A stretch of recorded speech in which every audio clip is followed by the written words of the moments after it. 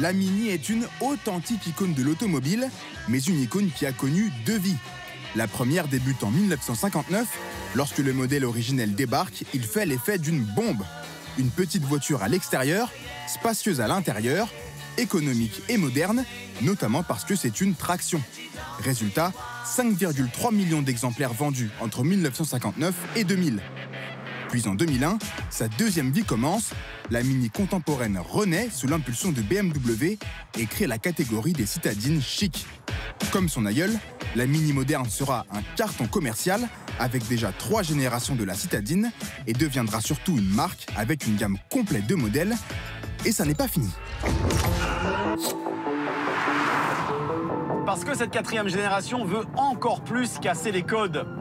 Mini veut devenir encore un peu plus un constructeur à part entière avec des familles bien distinctes à l'intérieur de la marque.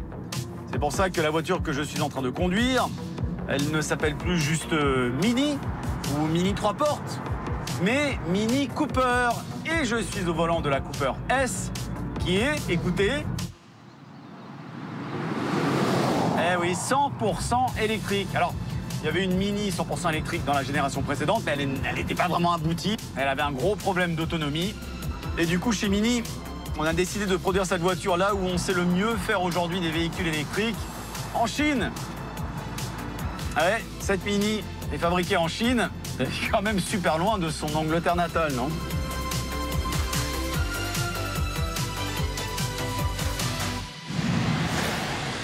Cette Mini électrique est produite en Chine parce que sa base technique a été développée par une co-entreprise entre BMW et le constructeur chinois Great Wall Motors. Une double stratégie, électrique d'un côté donc et thermique de l'autre, ce qui paraît prudent. L'autre icône des villes, la Fiat 500, d'abord uniquement proposée en électrique, revient bientôt avec un moteur thermique. Chez Mini, la nouvelle version essence repart de la base technique de l'ancienne génération. Et à certains endroits, ça se voit.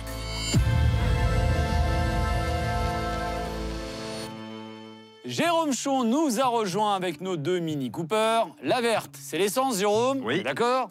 La bleue, c'est l'électrique. C'est l'électrique. Et donc, elles sont pareilles, ces voitures, non? Alors, de façon générale, on a l'impression qu'elles sont pareilles, qu'elles sont très similaires. En fait, il y a quelques petits détails. Par exemple, les poignées de porte sur l'essence. Regarde, sur l'électrique, elles sont toutes lisses. Ouais. Regarde l'antenne, qui est classique sur l'essence, qui est aileron de requin sur l'électrique. Ouais. Ouais. Alors, ça, c'est le plus important. Le pare-brise est assez vertical sur l'essence, alors que sur la Mini électrique, le pare-brise est beaucoup plus incliné. Et c'est la même chose pour les passages de roue. Tu vois, cet aplat-là de plastique noir, il n'y en a plus sur l'électrique. Et ça, c'est très important parce que ça permet d'améliorer l'aérodynamique. Si tu veux avoir 400 km d'autonomie sur la voiture électrique, il faut la rendre plus aéro. Et ça permet de le faire. Bah, Jérôme, pourquoi ils n'ont pas fait la même chose sur la version essence alors? En fait, parce que la Mini Essence, elle utilise l'ancienne plateforme et elle est fabriquée en Angleterre. D'accord. Alors que la Mini électrique, elle utilise une toute nouvelle plateforme et elle est fabriquée en Chine. Ça coûterait trop cher, en fait, par exemple, changer l'inclinaison du pare-brise sur une ancienne plateforme, ça coûte beaucoup trop cher. Donc, ils ont fait ça. Donc c'est des voitures qui se ressemblent mais qui n'ont finalement rien à voir. Ah non, alors là, rien à voir. Ça, c'est une plateforme ancienne, mais surtout thermique, essence. Et ça, c'est une plateforme complètement différente en termes de conception. Bon, ok, ça c'est pour le design, Jérôme. Après, il y a un truc qui est très important dans une Mini, c'est le plaisir de conduire. On a envie d'avoir la banane à son volant, qu'elle soit d'ailleurs fabriquée en Chine ou en Angleterre, on est d'accord? Oui, on est d'accord. Enfin, on devrait être d'accord, mais pour ça, faut l'essayer. À chaque fois qu'on essaye une Mini, on vous parle du go-kart feeling, la sensation de conduire un kart que procure habituellement une Mini. Et ce ressenti vient de la conception même de la voiture. Depuis toujours, les Mini se distinguent par le positionnement de leurs roues, rejetées aux 4 coins de la voiture. Au départ, cette solution avait vocation à gagner de la place dans l'habitacle, mais une telle conception permet aussi d'obtenir une stabilité et une maniabilité hors normes. Ce qui a permis à la Mini originelle de cartonner en rallye et lui a valu cette réputation de carte pour la route.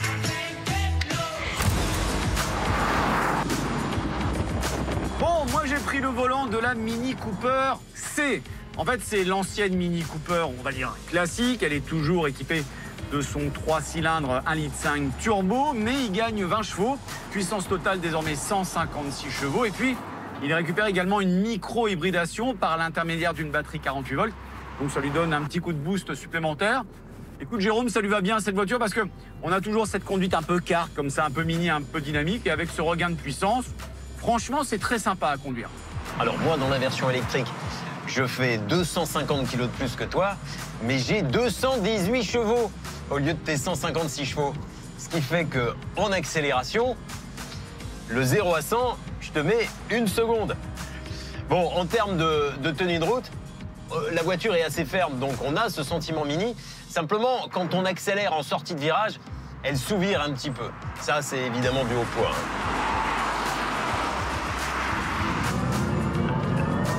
T'entends ça, ce bruit? C'est parce que je suis en mode go-kart. Là, les sensations sont plus intenses. Donc, on se sent vraiment dans une petite mini. Mis à part ce bémol sur le sous-virage. Et puis Jérôme, si tu veux vraiment des mini encore plus sportives, y a ça. Chez Mini, le sport, c'est le boulot de la griffe John Cooper Works, souvent abrégé en JCW. Depuis le rachat par BMW, toutes les générations de Mini ont eu droit à leur version épicée. Et la nouvelle venue n'échappera pas à la règle.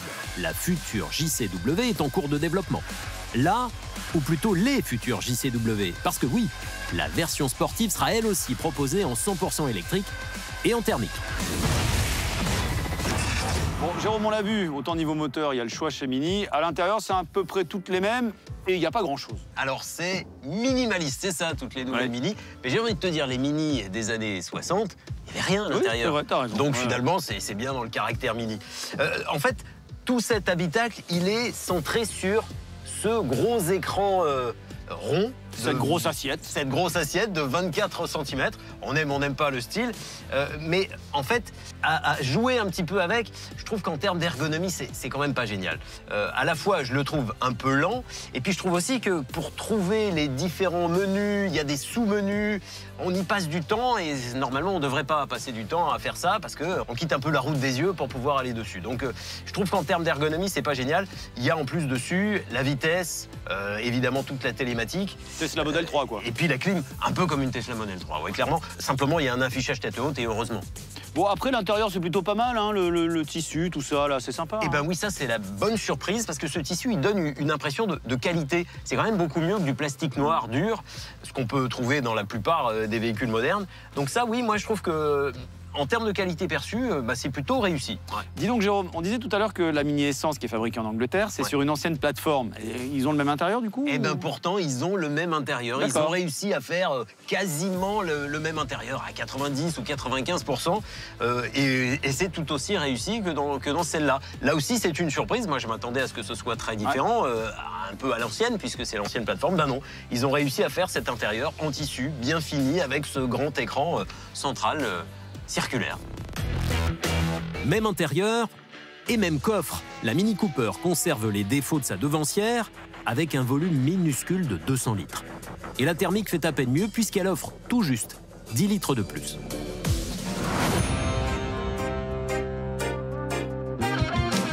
Bon, Jérôme, on l'a vu, le coffre ne progresse pas sur cette nouvelle génération de Mini.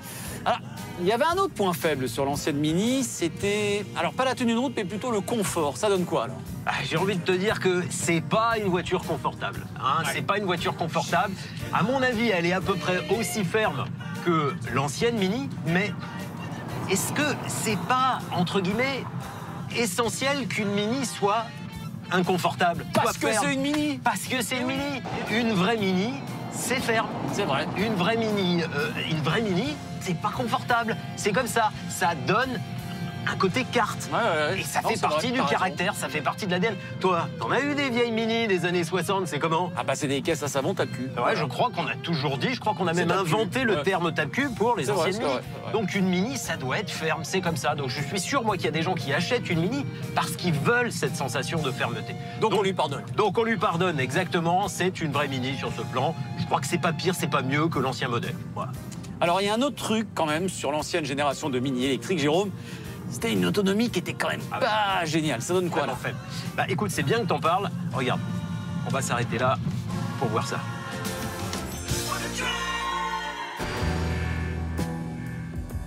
Eh ben, cette nouvelle Mini Cooper SE, elle est enfin au niveau des autres, c'est-à-dire qu'elle propose entre 385 et 402 km d'autonomie. C'est à peu près ce que propose la nouvelle Peugeot 208 électrique. Ouais. Donc c'est plutôt pas mal, c'est bien, c'est moderne, enfin.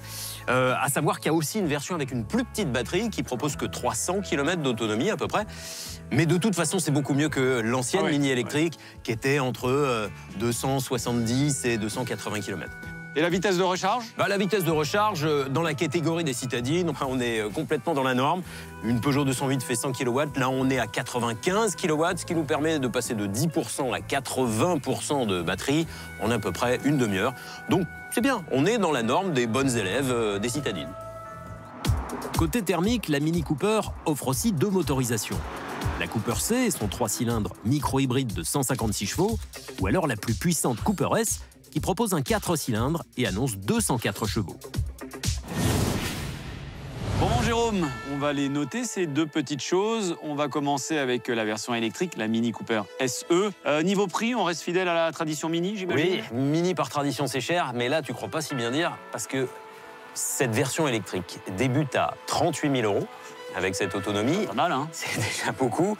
Et là, le modèle qu'on a à l'essai est à 50 000 €. Wow. Ah ouais, ça fait beaucoup. Pour une citadine, t'imagines. Oui, d'autant qu'elle n'a pas le bonus parce qu'elle est fabriquée en Chine, cette voiture. Ouais, exactement. Ouais. Donc ça la pénalise, ce prix très élevé.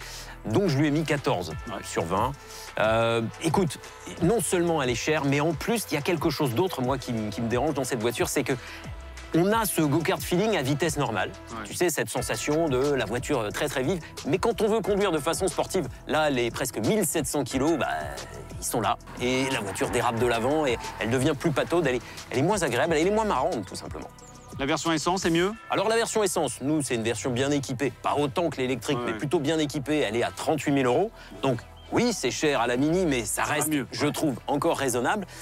Et surtout, je lui trouve un go-kart feeling vachement plus sympa. Là, tu retrouves un peu les sensations Mini, quoi. Exactement. Et si tu veux conduire de façon sportive, là, tu l'as encore. Elle dérape des 4 roues, elle prend les virages de façon très dynamique, quoi. Elle est marrante à conduire. Donc, 15,5 sur 20. Et surtout, la sensation que c'est une vraie Mini. Il y a 300 kilos d'écart entre les deux, tu te rends compte? Oui, mais ce qui prouve encore une fois, Jérôme, que ces 2 voitures se ressemblent beaucoup, mais elles n'ont absolument rien à voir en termes de conception. Exactement.